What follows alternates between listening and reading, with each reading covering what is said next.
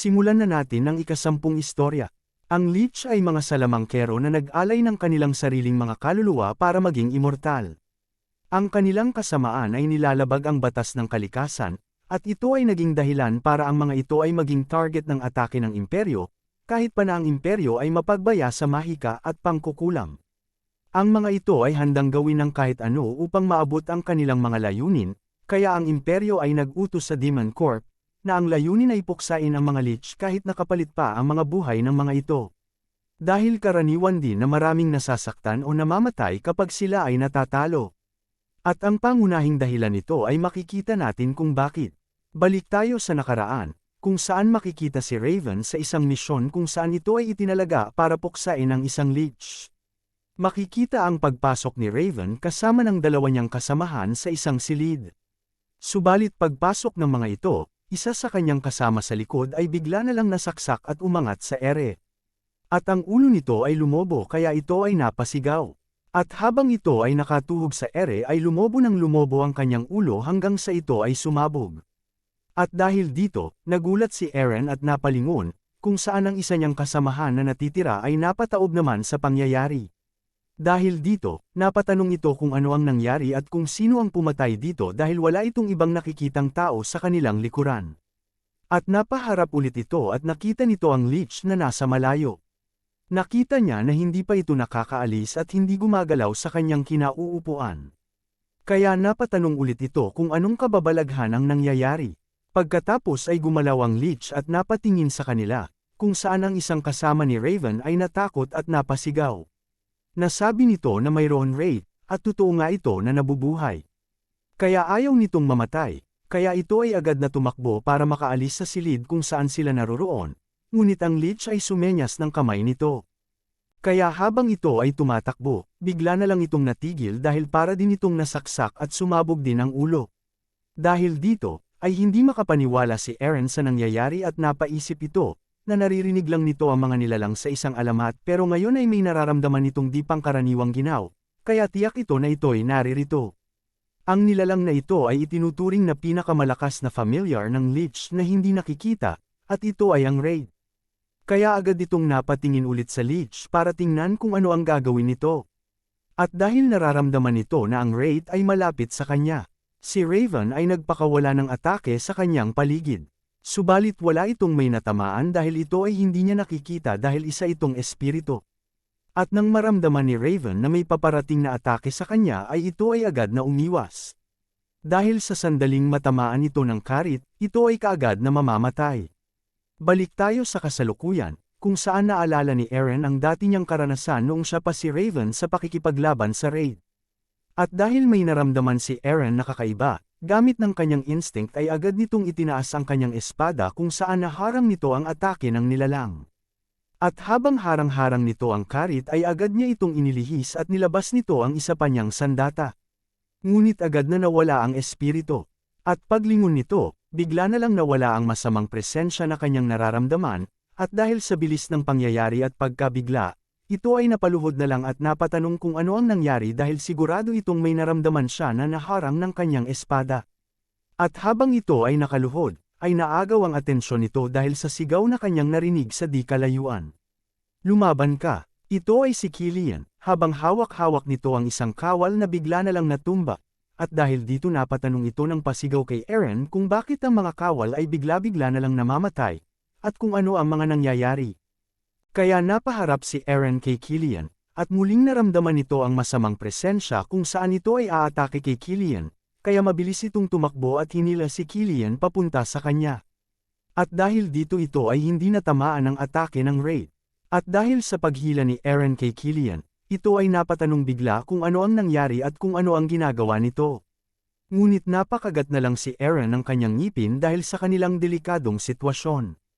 At dahil sa mga kaganapan, napaisip ito na ito ay masama dahil ang mga raid ay may kakaibang presensya. At ang mga hindi pa nakakaranas nito ay hindi ito alam, kaya mapapatay ka nila bago mo pa malaman ang nangyari. Saka hindi mawawala ang raid habang hindi pa napapatay ang nagpalabas nito. At napansin din nito na ang raid ay hindi lang nag-iisa. Kaya napaisip ito sa kanyang gagawin, dahil kung ito ay aalis sa kanyang kinatatayuan ay hindi mapapansin ng mga kawal ang Wraith at sila ay mamamatay. Subalit kung hindi naman ito aalis sa kanyang kinatatayuan ay hindi nito mahahanap ang Lich at masusugpo. At sila ay madadaig ng malaking bilang ng mga kalansay. At naisip nito na si Tata at Kazal ay kahit na may magandang night vision ay hindi mahahanap ang Lich na nagtatago. At naisip din nito na ito ay hindi ang Demon Corp, kaya ang mga kasamahan nito ay hindi niya basta-bastang isusuko. Kaya napaisip ito ng malalim kung mayroon bang ibang paraan. Nang bigla na lang mayroon silang nakitang berdeng ilaw, at ang ilaw na ito ay nanggagaling sa staff ni Kratos. Ang staff nito ay hinampis niya sa lupa at ito ay nagpakawala ng mahika kung saan ang mga ito ay napalibutan ng berdeng mahika. At dahil dito, napangiti at napatawa si Kratos. At habang ito ay nasa likod ni Eren, hinawakan nito ang kanyang balikat at napasambit ito. Parang ito na ang aking pagkakataon, young master. Wika ng orc. At dahil dito, ay napalingon si Eren at mukhang nabuhayan ng loob. At pagkatapos ay inilabas ni Kratos ang kanyang staff at nasambit nito na ibibigay nito ang kanyang lakas sa kanya kung ito ay nangangailangan ng tulong. Kaya tingnan nito ang kanyang espesyal na mahika na pinagkaloob ng Diyos ng lupa. At ang staff nito ay muling lumiwanag. At pagkatapos ay ang lupa ay gumalaw at agad-agad na lumabas dito ang mga naglalakihang ugat kung saan ito ay pumunta sa mga natitirang kalansay na goblin at demonyong ahas. At ang mga ugat ay pumulupot sa mga ito, at dali-daling itinaas ni Kratos ang kanyang sandata, at dahil dito, ang mga ugat ay nagsama-sama at naging anyong puno kung saan ang mga natitirang halimaw ay napiga. At dahil sa mahiwagang puno na biglang sumulpot ay napatingin ang mga kawal dito. Ngunit si Eren naman ay pinagsabihan si Kratos na kung ito ay makakagamit ng mahika, ay kailangan ito na ginawa sa simula pa lang. Subalit nasagot na lang ito ni Kratos na may ngiti sa kanyang mukha. Na huwag itong maging makatwiran, dahil maraming preparasyon ang kinakailangan para sa malaking spells. At dagdag pa nito, na hindi pa tapos ang kanilang laban kaya bibigyan niya ito ng ilaw. Kaya itinaas ni Kratos ang kanyang kamay, at sinabing hindi ito spell na pwede niyang magamit ng maramihan, kaya ito ang una at huling pagkakataon ni Eren. Kaya mukhang nainis si Eren sa kanyang sinabi. At dahil sa spell na ginamit ni Kratos, ang puno ay naglabas ng mahika kung saan lumiwanag ang buong paligid. Na para ba ang umaga ay dumating. At dahil dito ay nanlaki ang mga mata ni Eren, at napalingon ito sa paligid, sa mga puno at tuktok ng Cory. At ulit na nanlaki ang mga mata nito dahil sa wakas nakita niya din sa itaas ng Cory ang hinahanap nilang Lich. At habang ito ay nasa ibaba, patuloy lang itong nakatitig sa nilalang habang hinahanda nito ang kanyang mga sandata, at nasambit nito, nakita rin kita sa wakas Lich. At dahil dito, nasabi ni Kratos na siya na ang bahala sa mga natitirang kalansay at ito'y umaasa sa kanya para ito ay masugpo. Kaya agad-agad na tumakbo si Eren. Sa ibang direksyon naman ay makikita sa di kalayuan ang pagtalsik ng mga kalansay ng goblin. Ito ay dahil sa mga atake na pinapakawala ni Karta sa kanila. At kahit na ito ay puno ng mga sibat sa katawan, puno pa rin ito ng lakas sa pagsugpo sa mga kalaban. At habang ito ay patuloy na nakikipaglaban, tinawag ito ni Eren, kung saan napansin nito na ito'y mabilis na tumatakbo papunta sa kanya. At habang si Eren ay papunta kay Karta, napasigaw ito na ang Lich ay nasa taas ng Cory kung saan ito naroroon. Kaya nang mapansin ito ni Karta, binitawan nito ang kanyang sandata at napasigaw na ito ay agad na lumapit. At dali-dali nitong pinagsama ang kanyang mga kamao at yumuko. At dahil nakita ito ni Eren, inapakan niya ang mga kamao ni Karta at kumuha ng buwelo. At buong lakas na itinulak ni Karta ang kanyang paa papunta sa itaas para ito ay makatalon ng napakataas, at dahil dito naabot ni Eren ang tuktok ng Cory. At habang ito ay nasa ere, nakita niya ang Lich na nagpapakawala ng madilim na aura. At habang ito ay palapag, itinaas niya ang kanyang espada, at dahil dito ang Lich ay napatingin sa kanya. Kaya dali-dali itong nagpakawala ng atake sa halimaw, subalit ito ay napigilan ng nilalang gamit ng kanyang hawak na sandatang staff. At dahil sa lakas ng kanilang salpukan, ang dalawa ay napaatras. At natanong ni Eren dito kung gusto ba nitong kunin ang kanyang buhay. At dagdag pa nito na andito na siya ngayon sa kanyang harapan. Kaya subukan niya ito, at may naramdaman itong kakaibang presensya na papalapit sa kanya. At dahil sa naramdaman nito, napaisip si Eren na mukha ang mga wraith ay sumunod din sa kanya sa itaas ng quarry. Subalit dahil dito, ang mga kalaban na natitira sa lupa ay ang mga kalansay na goblin na lamang kaya ito ay mabuti. Subalit, pansin din ito na ang kanyang hukbo ay malapit nang maabot ang kanilang limitasyon. Kaya kailangan niya itong tapusin kaagad. At habang nakatayo si Eren, ang Lich ay nagpakawala ng atake, kung saan ginamit nito ang kanyang staff at ito ay naglabas ng kulay lila na liwanag. At dahil dito, agad na sumugod si Eren, subalit mayroong mga malalaking kalansay na kamay ang sumulpot galing sa lupa para ito ay pigilan. Kaya agad-agad niyang hiniwa ang mga ito at nagpatuloy para makalapit sa Lich para ito ay kaagad na masugpo. At nang makalapit ito sa nilalang, ay mayroon ulit itong naramdaman na kakaibang presensya, at dahil dito siya ay napahinto. At nang may naramdaman itong papalapit na atake papunta sa kanya ay agad-agad itong yumuko at umatras. At habang ito ay nakayuko, napamura ito sa kanyang isipan dahil ang mga wraith ngayon ay pinuprotektahan na ang Lich na nagpalabas sa kanila. Dagdag pa nito na ito ay napakadelikado, at dahil dito hindi siya basta-bastang makakalapit ng hindi nag-iingat dahil hindi niya ang mga ito nakikita. Kaya habang nakatingin ito sa nilalang sa kanyang pag-atres, ay naisipan niya na dapat nitong paghiwalayin ang mga ito. Nang bigla na lang lumiwanag ulit ang staff ng Lich at ito ay nagpakawala ng atake na mahika, kung saan nagpalabas ito ng apoy. At ang ataking ito ng halimaw ay pinalibutan ang kinatatayuan ni Eren. At dahil sa ginawang atake ng Lich, si Eren ay nabigla at napaisip ito na ang ginamit ng Lich na apoy ay para masara ang kanyang ruta sa pagtakas. Kaya kung ang mga wraith ay aatake, paniguradong wala itong mapupuntahan. At habang ito ay nag-iisip, ay muling naramdaman nito ang presensya ng mga atake ng wraith na papalapit sa kanya. Ngunit ngayon ay wala na itong mapupuntahan kaya naramdaman nito ang kamatayan. At nang malapit na itong masaksak, biglang lumiwanag ang espada ng kanilang pamilya at nagpakawala ito ng maliwanag at sobrang lakas na kulay asul na aura, kung saan ang buong katawan nito ay pinalibutan. At sa pangyayaring ito, hindi natuloy ang atake ng mga wraith at ang Lich ay napatakip ng kanyang ulo sa lakas ng puwersa na lumalabas kay Eren. At dahil sa aura na pumapalibot kay Eren, ito ay napasara ng kanyang mata at may narinig itong boses, at nasambit ng boses. Ikaw, gusto kong malaman kung sino ka. Dahil ikaw ay may ibang kaluluwa, subalit, ako ay maghihintay sa'yo dito. At pagkatapos nito, unti-unti si Eren na napabukas ng kanyang mga mata, at nasambit nito ang pangalan ni Soldrake. Ngayon ito ay makikita na nagpapalabas ng napakalakas na asul na aura sa harap ng Lich kung saan ito'y ikinabahala ng demonyo. At nang mamulat ng buo ang mga mata ni Eren, makikita sa gilid ng mata nito ang kulay gintong aura na may hugis na pakpak kasabay ng pagliwanag din ng kanyang mga mata. At dahil dito, ang nabahalang Lich ay muling naglabas ng mahika para utusan ang mga wraiths na atakihin si Eren. Subalit ngayon ay nakikita na ni Eren ang mga ito na nasa tabi ng demonyo. At nasambit ni Eren, na yun pala ang itsura ng mga wraiths. Ang mga wraiths na ito ay walang mata at ang ulo nito ay parang bungo ng isang nilalang na may matatalim na ngipin. Ito din ay mayroong mga sungay ngunit ang katawan nito ay parang usok, at ang mga ito ay mayroong napakatalim na sandata bilang parte ng kanilang katawan. At habang sumusugod ang mga ito na atakihin si Eren, nasambit nito na ito ang una niyang beses na makita ang mga ito. Kaya nang papalapit na ang mga wraiths ay kinuha niya ang kanyang espada sa pagkakatusok sa lupa at iniangat niya ito sabay tutok ng kanyang sandata na punong-puno ng nag-aapoy na asul na aura sa mga papalapit na kalaban.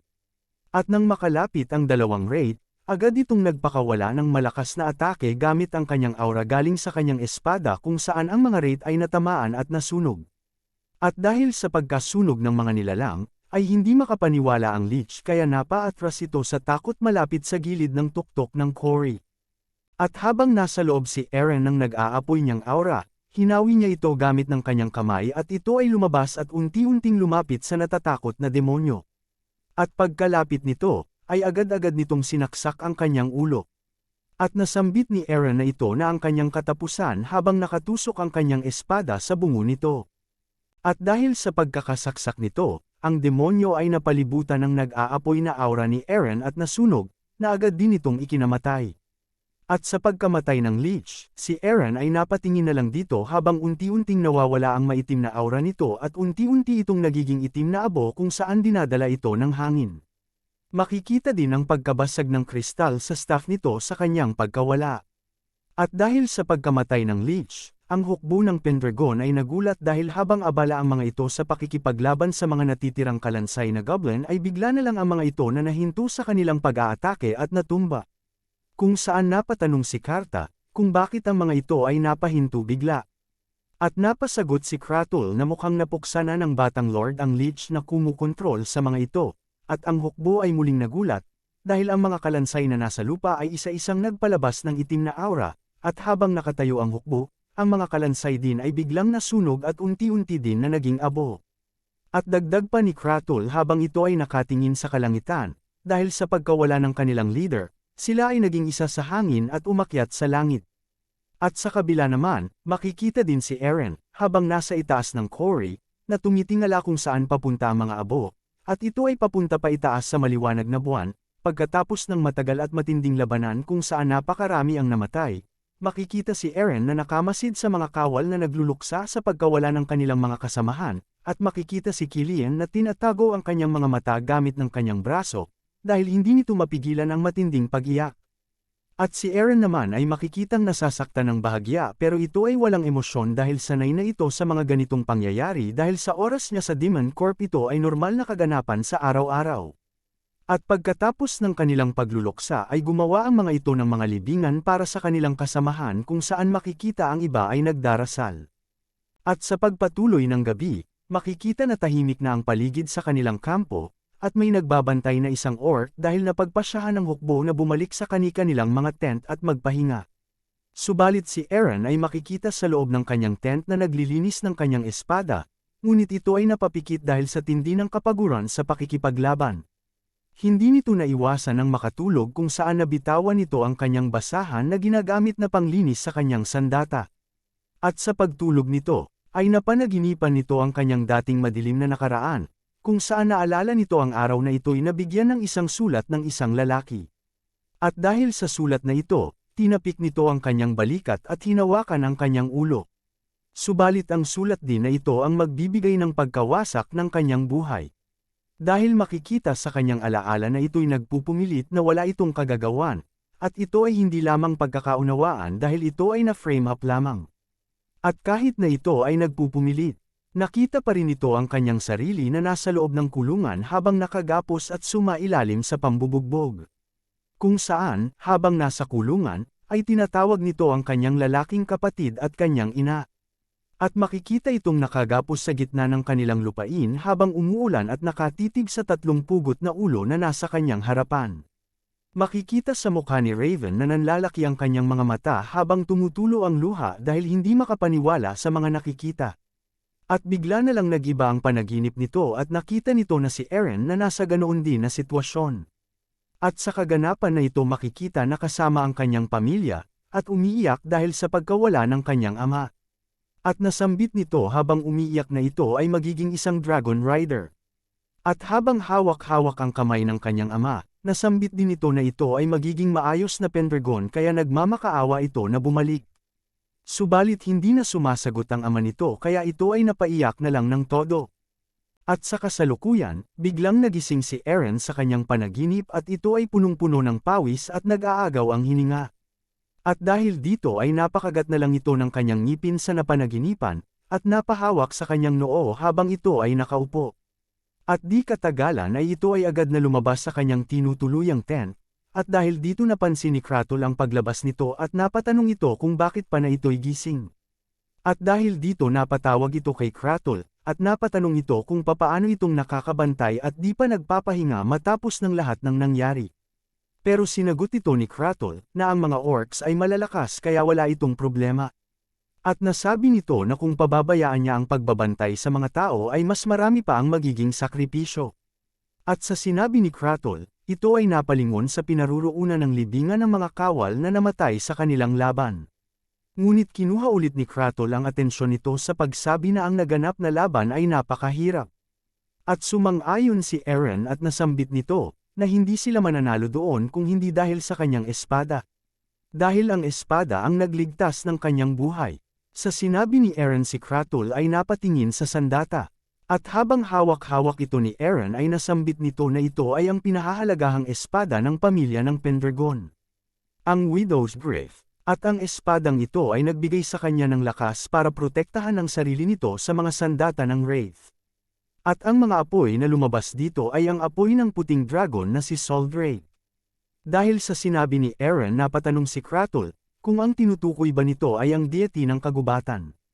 Ngunit nasabi lang ni Eren na ang espadang nasa kamay niya ay hawak ang kapangyarihan ng dragon. At si Sol Drake ay may kapangyarihan na makita ang lahat gamit ng kanyang mga mata. Sa dami ng sinabi ni Eren ay walang may naintindihan si Kratul kaya ito ay napatingin na lang kay Eren. Subalit si Eren ay napaisip na ang puting dragon ay alam na hindi ito si Eren dahil ang kaluluwa nito ay si Raven. Pero napaisip ito kung bakit napanaginipan nito ang mga alaala ni Eren ng kanyang nakaraan. Kaya ulit na lang itong napahawak sa kanyang ulo at napakagat ng kanyang ngipin sa inis. At habang naiinis at hawak-hawak nito ang kanyang ulo, tinawag ni Kratul si Eren at natanong niya kung ano ang nangyayari. Ngunit napatingin na lang ito ng masama na parang galit kay Kratul, na ikinagulat ng orc kaya napatanong ito kung bakit ito nagagalit. Subalit, tinakpan na lang ni Eren ang kanyang mukha at nasambit na ito'y wala. At siguro ito ay dahil sa kakulangan ng tulog. Kaya napasambit na lang si Kratul, na bakit hindi na lang ito magpahinga ngayon at matulog. Subalit tahimik lang si Eren habang patuloy na nakahawak sa kanyang ulo, at pagkatapos ng ilang segundo ay nasambit nito na ito ay nagkaroon ng bangungot. Si Karta ay napatingin na lamang kay Eren at pagkatapos ng ilang segundo ay napatingin ito sa ibang direksyon ng may malungkot na mukha at nasabing naiintindihan niya ito. At nang dumating ang umaga, kung saan makikita si Karta at Killian na parabang nababahala at nag-aalala, at nasabi ni Karta na mayroon itong masamang nararamdaman dito. At sa kabila naman, makikita na ganoon din si Kratul at sumasang-ayon ito sa sinabi ni Karta at dagdag pa nito na ang pagkakataon nila na makabalik ng ligtas ay mas lalong naging masama, at si Kazal at Tata naman ay hindi mapigilan ang panginginig ng katawan sa takot na nararamdaman, habang ang mga ito ay nakatingin sa kuweba na nagpapalabas ng malakas at nakakatakot na aura. At nasambit ni Killian, na ang pandaman ng mga demonyo ay mas malakas kesa sa mga tao, at kung sila ay may nararamdaman dito, ibig sabihin ay mayroon ditong kakaiba. At nasambit ni Eren na ito ay ang Musoleo, at bigla na lang ulit bumalik ang napanaginipan nito sa kanyang isip, kaya ito ay muling nainis at napakagat sa kanyang ngipin. At naisip din ito na marahil ay naghihintay si Sol Drake para kay Eren. Subalit, kailangan nito ang lakas ng puting dragon upang makakapaghiganti ito gamit ang pangalan ng Val. Kaya kailangan nitong magawa na ang dragon ay mapakinggan siya. At habang ito ay nakatayo, muling naalala ni Eren ang mga pangyayari sa nakaraan kung saan nakasama niya ang dragon noong siya ay si Raven pa, at napaisip ito na mayroong nangyari sa digmaan na iyon. At habang nilalabas nito ang kanyang espada sa kanyang takip, ay napaisip din ito na pagkatapos ng kaganapan na iyon, siya ay nabuhay muli sa katawan ni Eren. At habang unti-unti nitong binubunot ang kanyang espada at naalis niya ito sa takip, ay naisip nito na ang puting dragon ay marahil may kaalaman tungkol sa lahat ng nangyari sa kanya. Kaya agad itong sumigaw para maghanda ang kanyang hukbo, at sumalakay papasok sa kuweba.